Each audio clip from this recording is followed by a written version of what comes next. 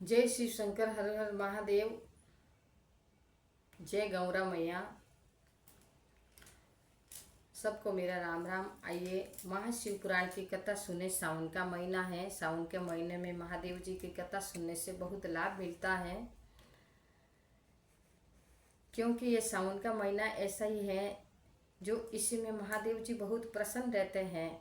और ये तो भोला भंडारी है, ये तो जल्दी प्रसन्न हो जाते हैं और सबको कुछ भी दे सकते हैं। तो सावन का महीना आप और मेरे लिए बहुत ही उत्तम महीना है। और इस महीने में तो भगवान शंकर अपना जैसे जहाँ विराजते हैं वहीं पे दरवाज़ा खुला रहता है। वैसे तो हरदम भगवान शंकर के दरवाजे खुले रहते हैं, लेकिन ये सावन का महीना अति उत्तम है और मेरा भोला भंडारी बहुत ही प्रसन्न हो जाता है। तो आइए शिव पुराण की कथा सुने और आप भी अपने घर में इस सावन के महीने में कथा का लाभ लेवे और अपने घर में ही कथा पढ़े, क्योंकि शिव पुराण में साक्षात शिव जी विराजमान है गौरा सहित। तो सूत जी कहते हैं सोनक जी ऋषि से कि हे सोनक जी, आपने चंचला नाम नारी की एक कथा जो कल सुनाई थी और आज भी वही कथा सुनाता हूँ। चंचला नाम की नारी थी जो बिंदुक नाम पुरुष की पत्नी थी। वो बहुत दुराचारी था और वो पत्नी भी बहुत, दोनों पति पत्नी दोनों दुराचारी पापी थे। लेकिन कुछ समय व्यतीत होने के बाद उसका पति मृत्यु लोक को प्राप्त हो गया और चंचला अपने घर में अकेली रहती थी। तो भगवान कहते हैं कि जब मनुष्य का पुण्य उदय होता है ना, तब उसको वैराग्य होता है और भगवान की भक्ति उसके लिए सरल बन जाती है। तो चंचला की आगे की कथा आती है।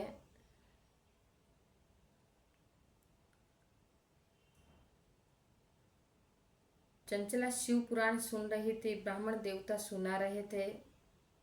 सुनते सुनते चंचला को वैराग्य हो गया।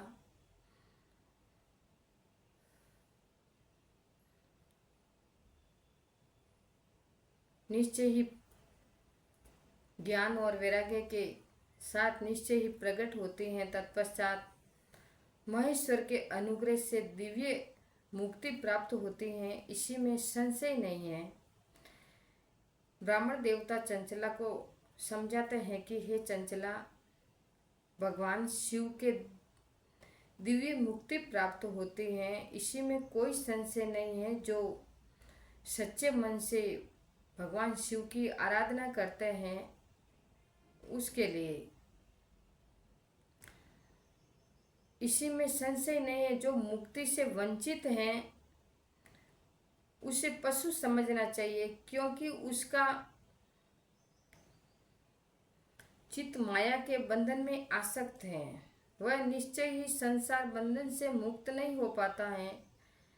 ब्राह्मण पत्नी, इसीलिए तुम विषयों से मन को हटा लो और भक्ति भाव से भगवान शंकर की इस परम पावन कथा को सुनो। चंचला को ब्राह्मण देवता समझाते हैं कि हे ब्राह्मण पत्नी, अपने मन से विषय वासना को हटाओ और अपने जीवन में शिव पुराण की कथा का विराजमान कराओ और पावन कथा सुनो। परमात्मा शंकर की इस कथा को सुनने से तुम्हारे चित्त की शुद्धि होगी और इसी में तुम्हें मोक्ष की भी प्राप्ति हो जाएगी। जो निर्मल चित्त से भगवान शिव के चरण बंदों का चिंतन करता है उसकी एक ही जन्म में मुक्ति हो जाती है।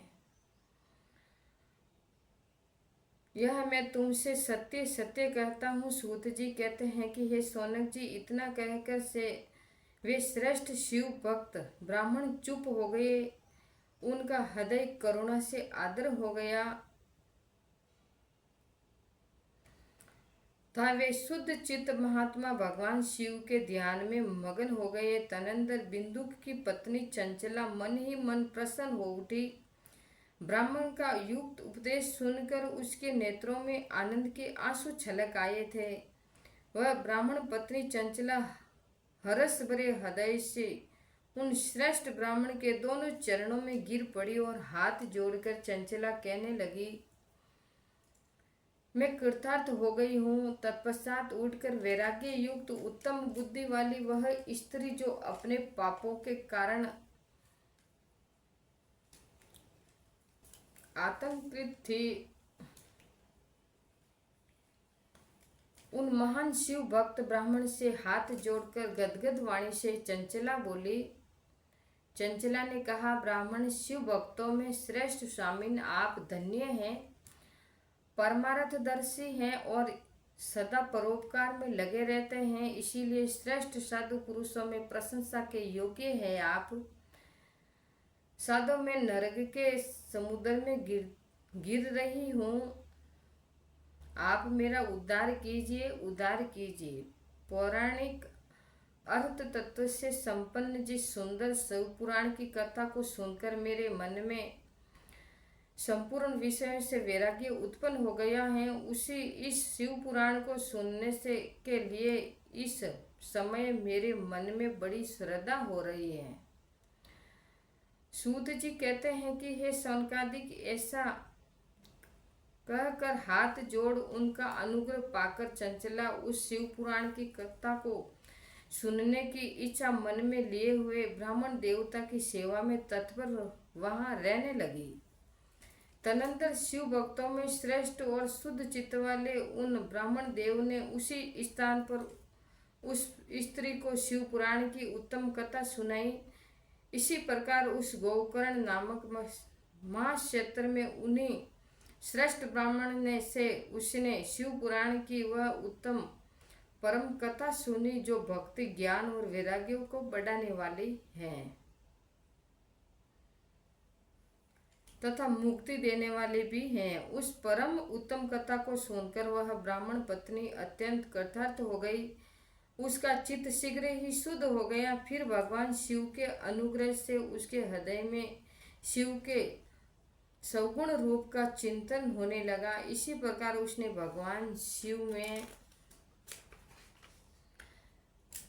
अनन्य प्रेम करने लगी और वहां रहने लगी। उत्तम बुद्धि पाकर शिव के सच्चिदानंद स्वरूप का बारंबार चिंतन आरंभ किया। तत्पश्चात समय के पूरे होने पर भक्ति और ज्ञान और वैराग्य से युक्त हुई चंचला ने अपने शरीर को बिना किसी कष्ट को त्याग दिया। इनमें ही वह त्रिपुर शत्रु भगवान शिव का भेजा हुआ एक दिव्य विमान द्रुत गति से वहां पहुंचा, जो उसके अपने गणों से संयुक्त और भक्ति भांति के शोभा साधनों से संपन्न था। चंचला उस विमान पर आरूढ़ हुई और भगवान शिव के श्रेष्ठ पार्षदों ने उसे तत्काल शिवपुरी में पहुंचा दिया। उसके सारे मल धुल गए थे। वह दिव्य रूप धारिणी दिव्यांगना हो गई थी। उसके दिव्य अवयव उसकी शोभा बढ़ाते थे। मस्तक पर अर्धचंद्र का मुकुट धारण किए हुए वह गौरांगी देवी शोभाशाली दिव्य आभूषणों से विभूषित थी। शिवपुरी में पहुंचकर उसने सनातन देवता त्रिनेत्रधारी महादेव जी को साष्टांग प्रणाम किया। सभी मुख्य देवता उसकी सेवा में खड़े थे। गणेश, भृंगी, नंदीश्वर तथा वीरभद्रेश्वर आदि सबकी सेवा उनकी सेवा में उत्तम भक्ति भाव से उपस्थित थे। उनकी अंकांति करोड़ों सूर्य के समान प्रकाशित हो रही थी। कंठ में नील चिन्ह शोभा पाता था।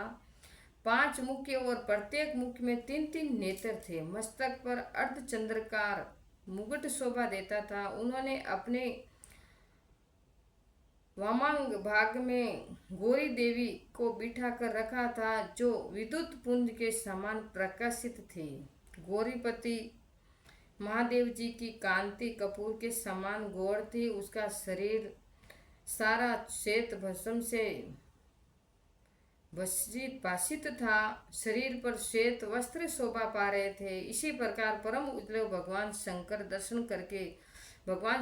का दर्शन करके वह ब्राह्मण पत्नी चंचला बहुत प्रसन्न हुई। अत्यंत प्रीतियुक्त होकर उसने बड़ी उतावली के साथ भगवान को बारंबार दंडोत प्रणाम किया। हाथ जोड़कर वह बड़े प्रेम से, आनंद और संतोष से युक्त हो विनीत भाव से खड़ी हो गई। उसके नेत्रों से आनंद आंसुओं की अविरल धारा बहने लगी तथा संपूर्ण शरीर में रोमांच हो गया। उस समय भगवती पार्वती और भगवान शंकर ने उसे बड़ी ही करुणा के साथ अपने पास बुलाया और सौम्य दृष्टि से उसकी ओर देखा। पार्वती जी ने तो दिव्य रूप धारिणी बिंदु प्रिया चंचला को प्रेम पूर्वक अपनी सखी बना लिया। वह उस परमानंद गण ज्योति स्वरूप सनातन धाम में अविचल निवास पाकर दिव्य सौख्य से संपन्न हो अक्षय सुख का अनुभव करने लगी। देखो भगवान शिव और पार्वती जी कितनी कृपा करते हैं कि उसको अपने गोद में बिठाकर उससे बड़े ही प्रेम करते हैं। और पार्वती जी ने अपनी